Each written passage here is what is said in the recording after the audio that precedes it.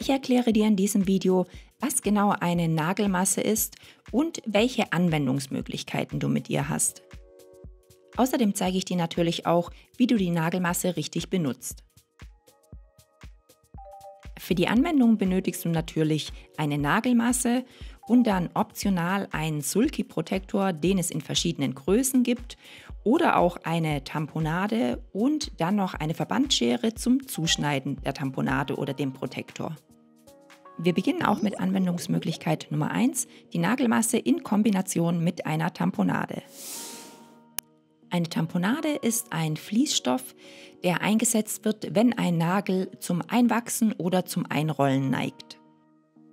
Dieser Fließstoff wird dann mit Hilfe von einem Eckenheber, wie man hier sehen kann, in den Nagelfalz eingelegt. Dort verbleibt die Tamponade dann und hebt den Nagel sozusagen an, sodass der Nagel keinen Druck mehr auf den Nagelfalz ausübt und auch nicht mehr einwachsen kann.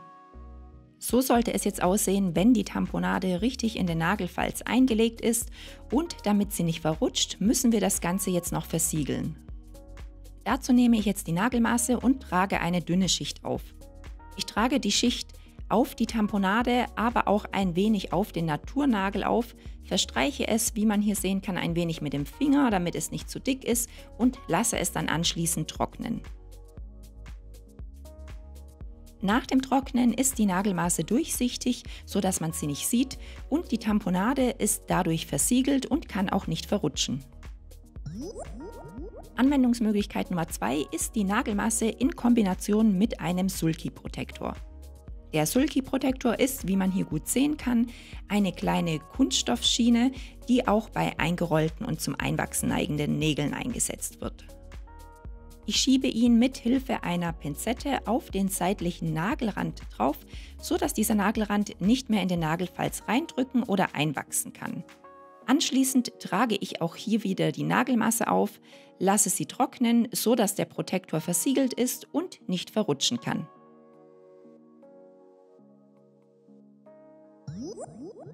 Dann sind wir auch schon bei der dritten Anwendungsmöglichkeit, nämlich die Nagelmasse bei einem Nagelriss anwenden. Wie man hier sehen kann, ist der Nagel eingerissen und wir möchten ihn jetzt versiegeln, damit er nicht mehr weiter einreißen kann. Ich habe die Nagelmasse auf den Riss aufgetragen, trocknen lassen, und wie man hier gut sehen kann, ist der Nagel jetzt wieder geflickt und kann nicht mehr weiter einreißen. Hier nochmal die verschiedenen Anwendungsmöglichkeiten im Überblick. Ich kann die Nagelmasse zum Versiegeln einer Tamponade oder eines Sulky-Protektors verwenden oder zur Reparatur eines eingerissenen Naturnagels. Das waren jetzt also die Verwendungsmöglichkeiten der Nagelmasse, und jetzt kommen noch ein paar Tipps und Hinweise zur Anwendung. Die Nagelmasse braucht nur wenig Zeit zum Trocknen. Wenn ihr sie also aufgetragen habt, egal ob auf den Naturnagel, eine Tamponade oder den Sulky-Protektor, dann müsst ihr nur 2 bis 3 Minuten warten, bis sie getrocknet ist. Ihr könnt die Nagelmasse so lange drauf lassen, bis sie sich von selbst ablöst, und bei Bedarf dann einfach erneuern.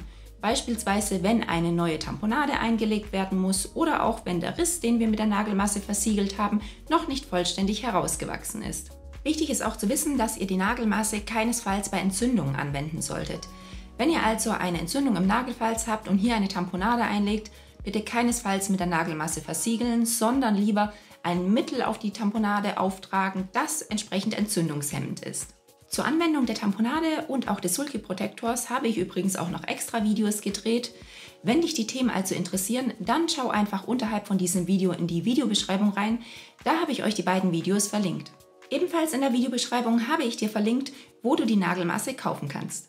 Das war es dann jetzt auch mit dem Video. Wenn es dir gefallen hat, dann freue ich mich natürlich über einen Daumen nach oben und auch über ein Abo. Und bei Fragen schreib sie mir doch einfach in die Kommentare, und dann sehen wir uns im nächsten Video wieder. Bis dann.